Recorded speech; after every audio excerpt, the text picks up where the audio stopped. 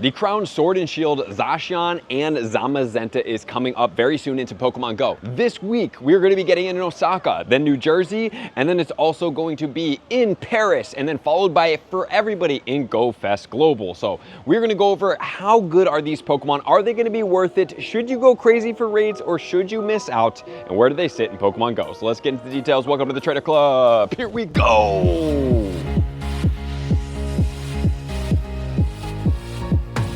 The Go Fest season is one of my favorite times. We're in Kyoto, Japan right now, and it's going to be a fun time this week. We're going to Osaka next, which is going to be where we experience the first Crowned Sword and Shield versions of Zacian and Zamazenta. Also, wanted to remind you guys that if you want more raids over this Go Fest season, you want to start having some relationships with some global trainers, you guys can check out the Discord. And also, if you want to get into the Patreon, get into some more exclusive rooms and get into some raid bots and things like that to make sure that you guys do not miss out on any raids, you guys can check out the Patreon. Both of them will be pinned in the comments of this video. Furthermore, these Pokemon are really awesome, so we're going to check out how awesome are they really in Pokemon Go. The one thing I am going to tell you guys is you have to have Iron Head on these Pokemon in order to do the transformation of these Pokemon. This will allow you to do it. So if you have an old one, you are going to have to, what I believe is Elite TM onto this Pokemon. I do not believe this is a regular TM.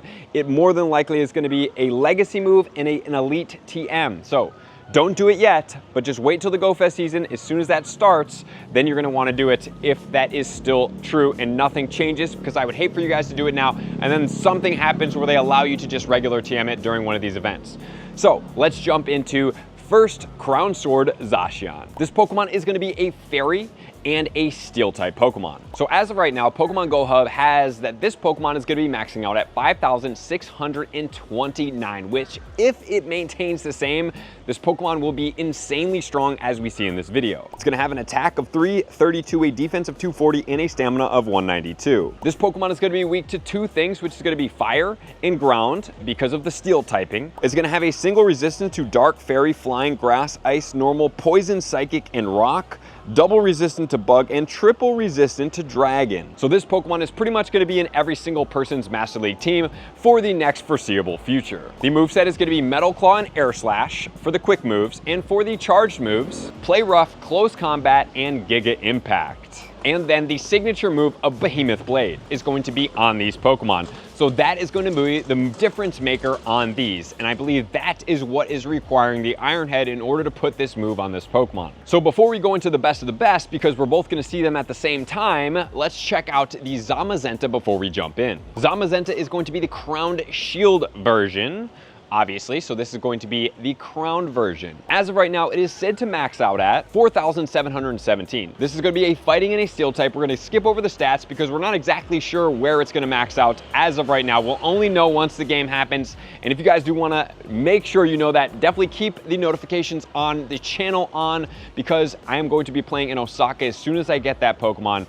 I am going to have that in a video for you guys. This Pokemon is going to be weak to fighting, fire, and ground, so one more weakness than the counterpart of the Zacian. It's going to single resist dark, dragon, grass, ice, normal, and steel, and double resist bug, poison, and rock. Another Pokemon that will more than likely be making its way to the top charts of PvP. And then as far as the fast attacks, it's going to have Metal Claw and Ice Fang. And then as far as its charged attacks, it's going to have Moonblast, Close Combat, Giga Impact, and then of course the Behemoth Bash. So that's all the stats that you guys have to know about these Pokemon. Let's jump into how strong are these Pokemon.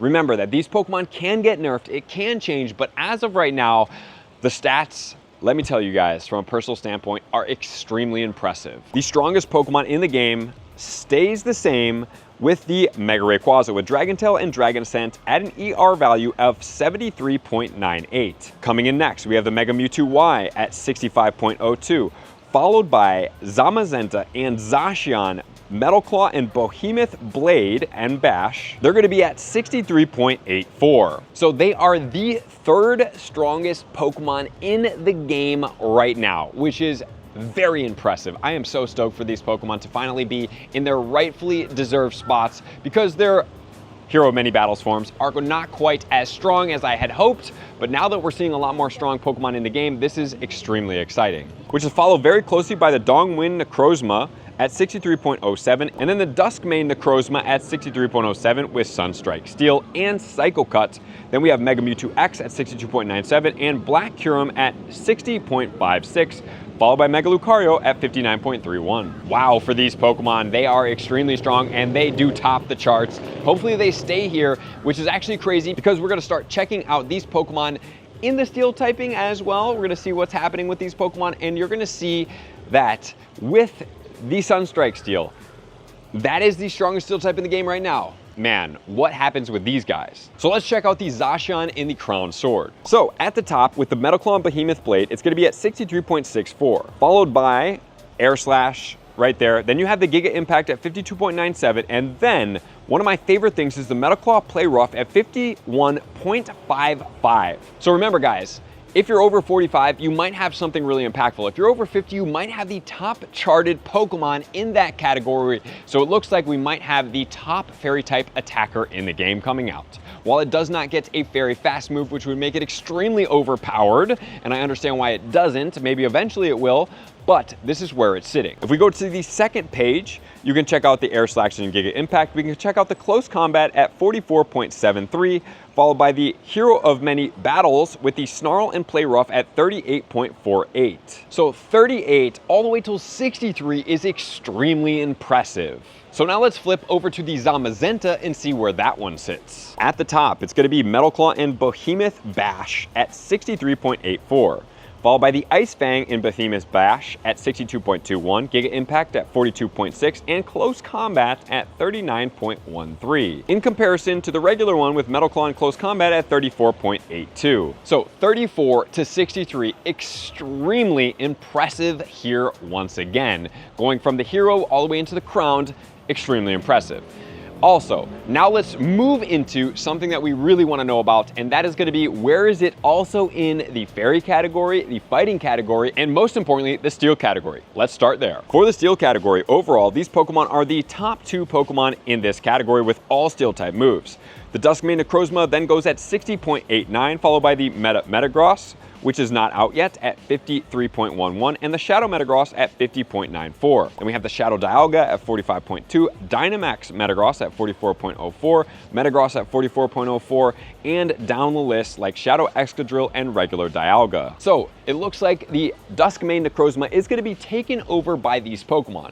Extremely impressive Pokemon, love these guys, and it is going to be something that I can't wait to see if it maintains its integrity and its strength. So very impressive for these guys. Congratulations to these ones, and I hope that they maintain because they deserve it. So now let's check out something else, the other categories. With Fairy charge moves only, because this one, like I said, does not get a Fairy fast move, we have the Crown Sword Zacian at 51.55, above the Mega Gardevoir at 47.93, the Mega Alakazam at 45.2, Tapu Lele at 43.69, Mega Diancie at 43.41, Tapu Koko, Tapu Bulu, and Shadow Gardevoir at 39.85. So the closest Pokemon to this one is going to be the Tapu Lele, which is going to be almost 10 points behind this Pokemon. Actually pretty impressive for the Tapu Lele that it's even able to semi-compete with this Pokemon.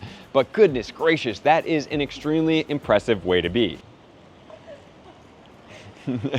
Hi.